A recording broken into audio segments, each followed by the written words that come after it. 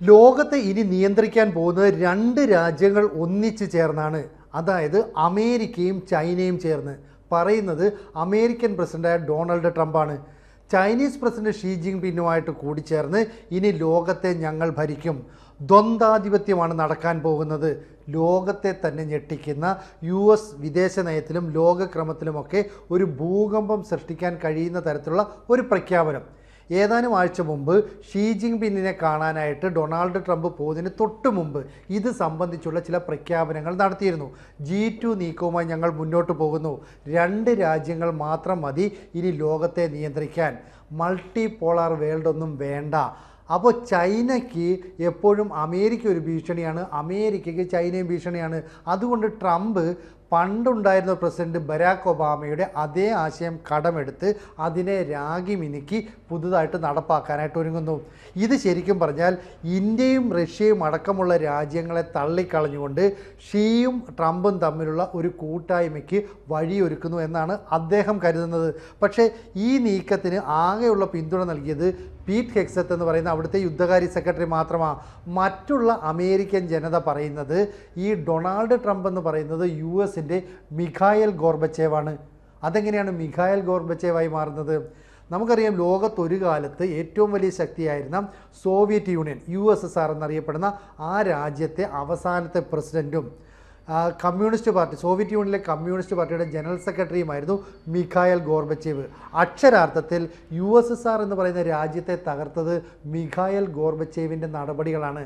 അതുകൊണ്ട് ട്രംപിനെ ഇപ്പോൾ വിളിക്കുന്നത് ആധുനിക അമേരിക്കയുടെ മിഖായൽ ഗോർബച്ചേവ് എന്നാണ്. എന്ന് പറഞ്ഞാൽ ഈ നീക്കവുമായിട്ട് മുന്നോട്ട് പോയാൽ ചൈനയിൽ നിന്ന് തിരിച്ചടി കിട്ടുമെന്നും അമേരിക്ക തകർന്നു പോകുമെന്നുമാണ് ഉദ്ദേശിക്കുന്നത്. ഇവിടെ ട്രംപിന് മറ്റ് ചില ലക്ഷ്യങ്ങളുണ്ട്. തങ്ങളുടെ താല്പര്യങ്ങൾ മാത്രമായിട്ട് മുന്നോട്ട് പോയാൽ ചൈനയ്ക്ക് മുന്നിൽ പിടിച്ചു നിൽക്കാൻ കഴിയില്ല. മാത്രമല്ല, കൂടുതൽ കമ്പനികൾ, പ്രൊഡക്ഷൻ എല്ലാം തന്നെ അമേരിക്കയ്ക്ക് വേണ്ടി നടത്തുന്നതും പ്രവർത്തിക്കുന്നതുമെല്ലാം ചൈനയിലാണ്. അടുത്ത 10-20 വർഷങ്ങൾക്കുള്ളിൽ അവയെ പൂർണ്ണമായിട്ട് മാറ്റാൻ കഴിയില്ല. അങ്ങനെ മാറ്റിയാൽ തന്നെ പിന്നെ ഇന്ത്യയിലേക്ക് വരണം, പിന്നീട് ഇന്ത്യ ഒരു വലിയ ശക്തിയായിട്ട് മാറും, പിന്നെ ഇന്ത്യയെ നേരിടാൻ നമ്മൾ പോകണം. അതൊന്നും വേണ്ട, കൃത്യമായിട്ട് ചൈനയുമായിട്ട് പോയാൽ മതി. ഇപ്പോൾ ചൈനയെ അവരുടെ കയ്യിൽ, അമേരിക്കയെ ഒരു ലോക്കാക്കി മാറ്റാനായിട്ട് അവർ ശ്രമം നടത്തുന്നതാണ് വിവരങ്ങൾ പുറത്തു വരുന്നത്. നമുക്കറിയാം, ഡൊണാൾഡ് ട്രംപ് ആദ്യമായിട്ട് അധികാരത്തിൽ വന്നപ്പോൾ ചൈനയെ ശത്രുപക്ഷത്ത് തന്നെയാണ് നിർത്തിയത്. അവിടുത്തെ നാഷണൽ സെക്യൂരിറ്റി സ്ട്രാറ്റജി അനുസരിച്ച് ചൈന എന്ന് പറയുന്ന രാജ്യം ശത്രുരാജ്യമാണെന്നും അവർക്കെതിരെ ക്വാഡ് പോലെയുള്ള സഖ്യങ്ങളെ വളർത്തിയെടുക്കാൻ, പുനരുജ്ജീവിപ്പിക്കാൻ ശ്രമിച്ചു. എന്തിന്? ഇന്ത്യ ഉൾപ്പെടെ ഓസ്ട്രേലിയയും ജപ്പാനെയും ഒക്കെ ചേർത്ത് നാവിക മേഖലയിൽ വലിയ ശക്തിയാകാനും ചൈനയ്ക്ക് വെല്ലുവിളി ഉയർത്താനും ശ്രമിച്ചു. ഇപ്പം ഇന്ത്യയുമായിട്ടുള്ള ഒരു അകൽച്ചയെ തുടർന്ന് ഫിലിപ്പൈൻസിനെ ക്വാഡിലേക്ക് കൊണ്ടുവരികയും ഇന്ത്യയെ തള്ളുകയും ചെയ്തു. അപ്പം നിലപാട് എപ്പോൾ വേണമെങ്കിലും മാറ്റാവുന്ന പ്രസിഡൻ്റായിട്ട് ഡൊണാൾഡ് ട്രംപ് മാറുകയാണ്. ഇതിനിടയിൽ മറ്റു ചില കാര്യങ്ങളുണ്ട്. റഷ്യയും ഇന്ത്യയും ഒരുപോലെ മാറ്റി നിർത്താനായിട്ട് ഇപ്പോൾ അമേരിക്ക കളിക്കുന്ന കളിയാണ്. ഇതിന് മറ്റു ചില കാര്യങ്ങളുണ്ട്. ഡൽഹിയിൽ കഴിഞ്ഞ ദിവസം ഒരു വലിയ ആക്രമണം നടത്തി. വൈറ്റ് കോളർ ടെററിസത്തിൻ്റെ ഒരു എക്സാമ്പിൾ എന്ന് വേണമെങ്കിൽ പറയാം. ഖത്തർ മുതൽ പാകിസ്ഥാൻ വരെയുള്ള സാമ്പത്തിക ശക്തികളുടെ സ്രോതസ്സിൽ, പിന്തുണയിൽ പ്രവർത്തിക്കുന്ന ഭീകരത. ഈ ഭീകരതയ്ക്ക് പിന്നിൽ അമേരിക്കൻ പിന്തുണയുണ്ടാകാം എന്നും കരുതപ്പെടുന്നു. അപ്പോൾ പാകിസ്ഥാനാണ് ഇതിന് പിന്നിൽ ചരട് വലിച്ചത്, അമേരിക്ക കൂടെ നിൽക്കുന്നു. ഇവിടെ റഷ്യയും കൂടെ അകറ്റി നിർത്തിക്കൊണ്ടുള്ള ഒരു നീക്കം നടത്തുമ്പോൾ റഷ്യയും കാര്യങ്ങൾ മനസ്സിലാക്കുന്നുണ്ട്.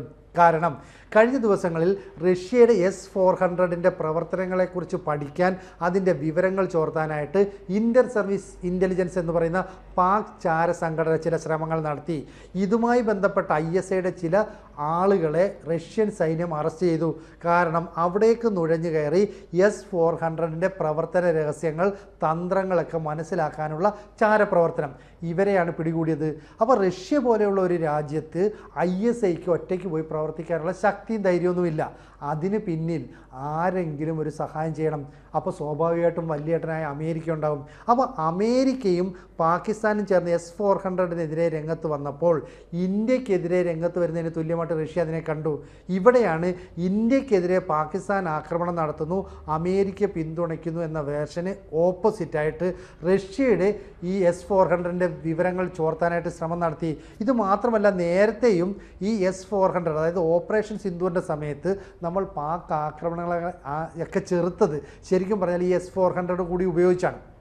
അന്ന് പാകിസ്ഥാന് ചൈന എല്ലാ സഹായം ചെയ്തിരുന്നു.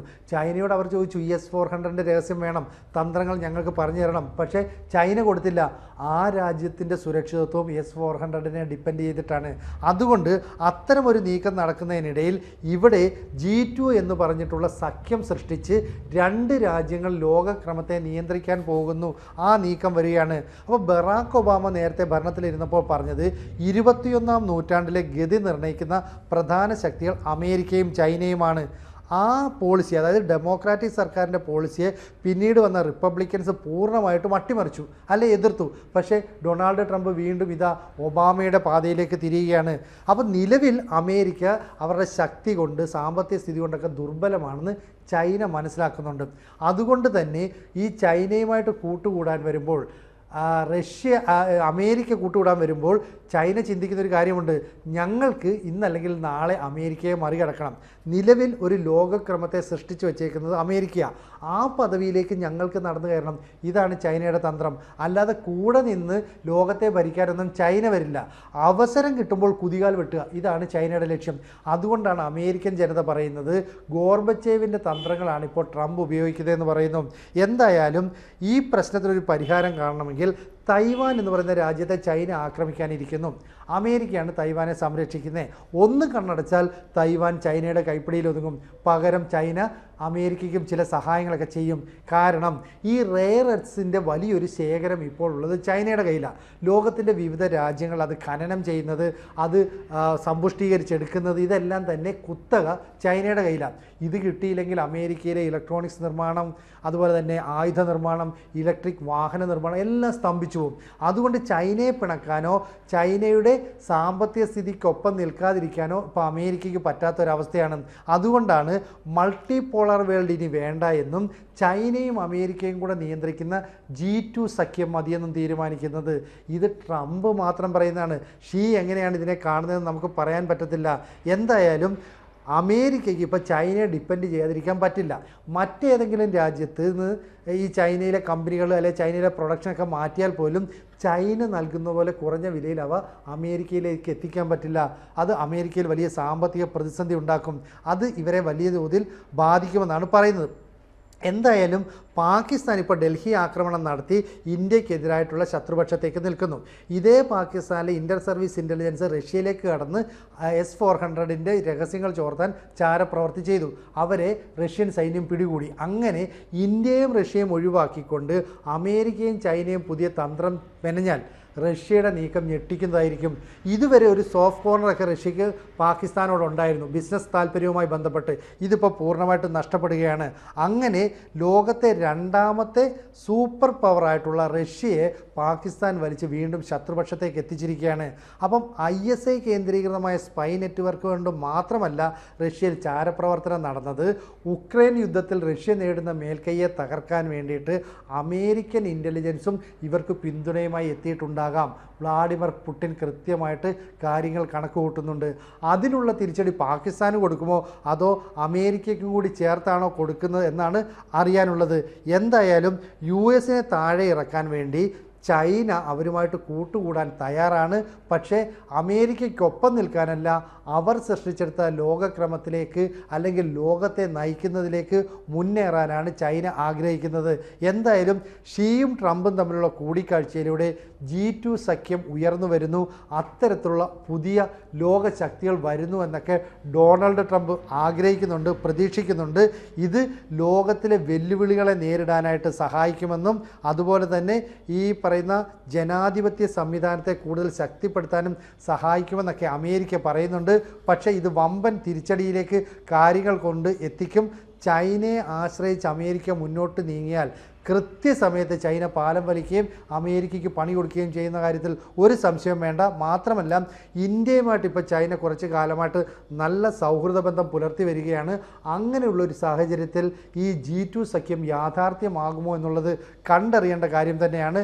എന്തായാലും ലോകത്ത് തന്നെ ഒരു ഭൂകമ്പം സൃഷ്ടിക്കുന്ന തരത്തിലാണ് US വിദേശ നയത്തിലും ലോകക്രമത്തിലും മാറ്റങ്ങൾ വരുത്താനായിട്ട് ട്രംപ് ശ്രമിക്കുന്നത്. അതേ ട്രംപിനെ റഷ്യയിലെ ഗോർബച്ചേവിൻ്റെ തന്ത്രങ്ങൾ പിന്തുടരുന്നതുകൊണ്ട് അമേരിക്കൻ ജനത തന്നെ തള്ളിക്കളയുന്ന ഒരു സാഹചര്യമുണ്ട്. എന്തായാലും സാമ്പത്തിക നേട്ടത്തിനായിട്ട് ചൈനയെ തള്ളി പറഞ്ഞുകൊണ്ടുള്ള ഒരു മുന്നോട്ട് പോക്ക്, ഒരു എക്കണോമിക് ഗ്രോത്ത് അമേരിക്കയ്ക്കുണ്ടാകില്ല. അതുകൊണ്ട് ചൈനയെ കൂടെ നിർത്തിയേ പറ്റൂ.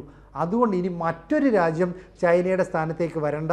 റഷ്യയും ഇന്ത്യയും ജപ്പാനും ജർമ്മനിയും ഉൾപ്പെടെയുള്ള രാജ്യങ്ങളെ പടിക്ക് പുറത്ത് നിർത്തിക്കൊണ്ട് ലോകത്തെ ഭരിക്കാൻ ഇനി റഷ്യയും ചൈനയും ചേർന്ന് അമേരിക്കയും ചൈനയും ചേർന്ന് ചില ശ്രമങ്ങൾ നടത്തുമെന്നാണ് ട്രംപിൻ്റെ പ്രഖ്യാപനത്തിലൂടെ നമ്മൾ കാണുന്നത്. പക്ഷേ ഇത് ലോക മണ്ടത്തരമാകുമെന്നാണ് ഈ രാജ്യതന്ത്രവുമായി ബന്ധപ്പെട്ട കാര്യങ്ങൾ വിശകലനം ചെയ്യുന്നവരുടെ അഭിപ്രായം. ഒപ്പം അമേരിക്കൻ ജനതയും പറയുന്നു, അമേരിക്കയുടെ ഗോർബച്ചേവ് ആകാനുള്ള ട്രംപിൻ്റെ ശ്രമം ആ രാജ്യത്തെ പൂർണ്ണ പതനത്തിലേക്ക് നയിക്കുമെന്ന്. കൂടുതൽ വാർത്തകളും വിശേഷങ്ങളും നിങ്ങളിലേക്ക് എത്താൻ ABC മലയാളം സബ്സ്ക്രൈബ് ചെയ്യുക, ബെൽബട്ടനും അമർത്തുക.